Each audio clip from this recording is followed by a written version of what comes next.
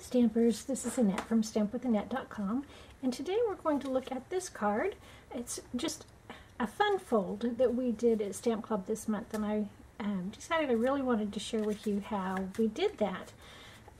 We're going to start with a 4x12 piece of very vanilla cardstock, and just bring in the paper trimmer here so we can score.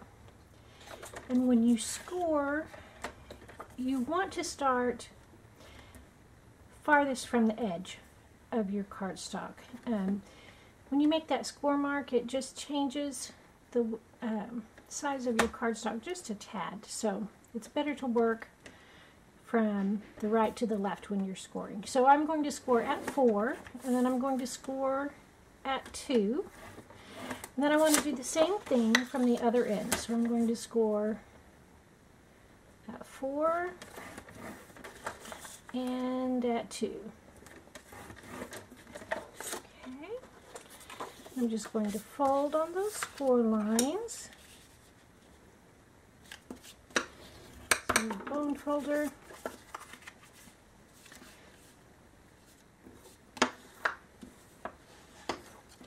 And the same thing on this side. So fold this one in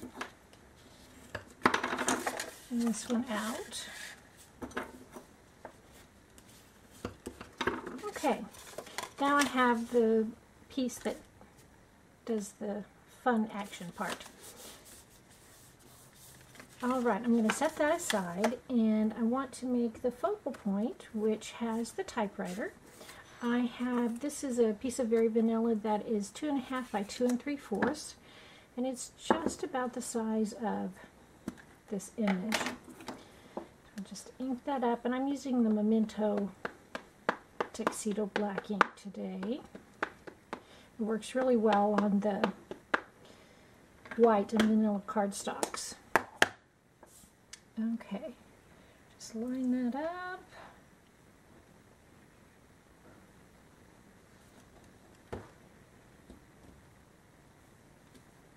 There we go. And there is the typewriter. Let that dry just a little bit.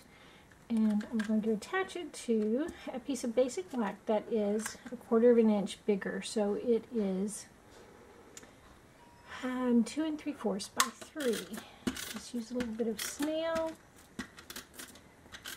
Oops, there we go.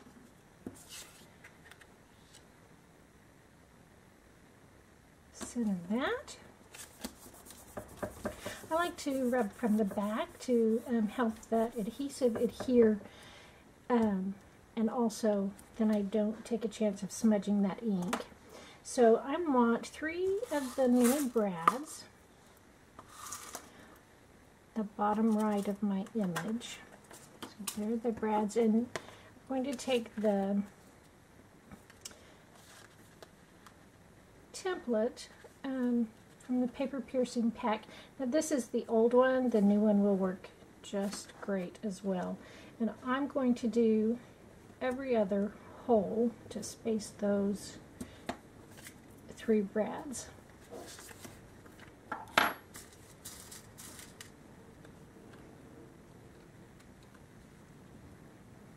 those in there. I love the little brads, just gives a little something something, adds a little dimension, a little texture. Then I like to just push down, and that really flattens them so that it doesn't give too much thickness when I'm going to mail something. Alright, I've got just a little piece of the 1/8 inch black ribbon. I'm going to fold that in half and just tuck it back behind right there.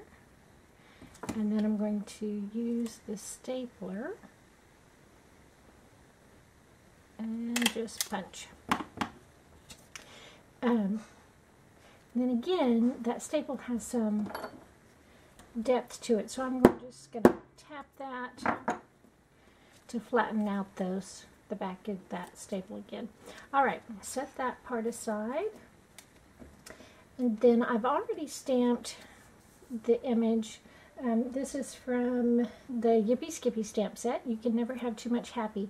And I already stamped it on some Very Vanilla, again with the black, and I used the banner's framelits to cut it out. So I used the third one in to cut out that vanilla banner. Then for the black piece, the next size banner is bigger than I wanted.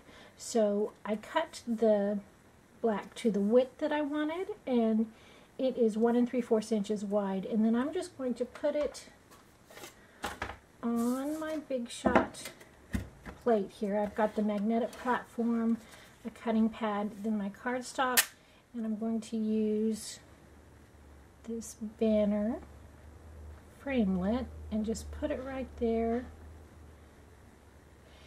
And because my cutting pads are slightly warped, things are not sticking to the magnetic platform quite like I would like. So I'm going to take a Post-it note, just stick that over there.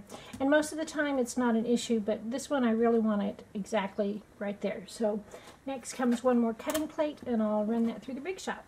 Okay, now I have this little piece cut off the end, and the banner just the size that I want it. And scrape off a little bit of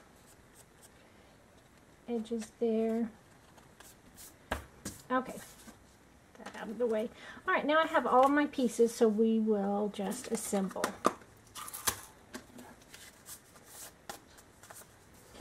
Okay, we're going to start in the middle. I have a piece of the Typeset Designer Series paper that is 3 3/4 inch square, and then a piece of Very Vanilla that is 3 1/2 inch square. And that's going to go in here in the center of my card, which would be where you would write a little note to the recipient. Just adhere that right there in the middle.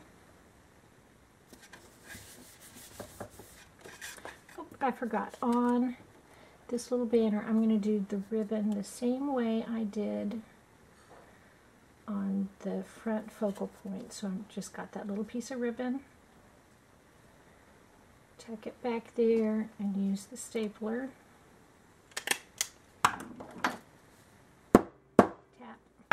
I love office supplies, and so the stapler, just a fun little accent, and then I just think it goes great with the typewriter image. Alright, then we need some glue dots. Because of the dimension with the ribbon and the stapler, the snail isn't going to hold very well, so we're going to use glue dots. And we'll just center that on here.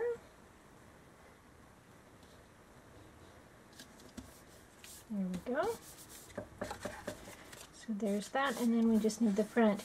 I have a piece of basic black that I cut to 3 3/4 by 3 3/4. Then a piece of Very Vanilla that is 3 1/2 inch square, and I ran it through the Big Shot with the Alphabet Press textured embossing folder.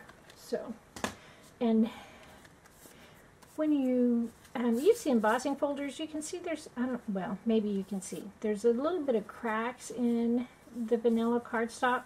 There was too much pressure on my Big Shot when I did tab 1, so I did no tabs to run this through. The first time, it tore the paper. So just play with your Big Shot and see, you know, what works best for yours. Each Big Shot is slightly different, so it's going to need different amounts of thickness. Okay, I'm putting snail just on this part, but I want to be sure I don't get it over too far because my focal point does not go all the way to the edges. So I'm just going to center it over that section. And then that should cover up the banner that's on the back as well. Alright, then just take some dimensionals. And I usually like to do one in each corner and one in the middle when I've got a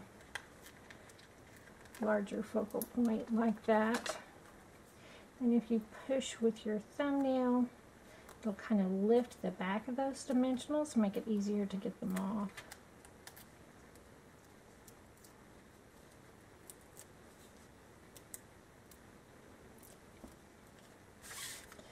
Alright, then I just centered this